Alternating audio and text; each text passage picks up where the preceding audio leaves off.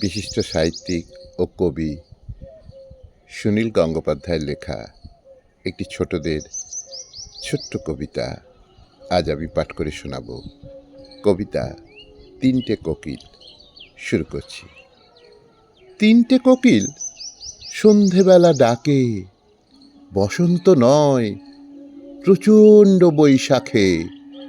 শিরীষ গাছে, কৃষ্ণচূড়ায়, তেঁতুল গাছের ফাঁকে। এখানে সে সেখানে, কে যে কাকে ডাকে। সারাটা দিন আগুন গলা, আকাশ যেন পাথর। কাঠবেড়ালি, পিঁপড়েরাও কাতর। হাওয়ায় দোলে চোখ ঝলসা, ধপধপে এক চাদর।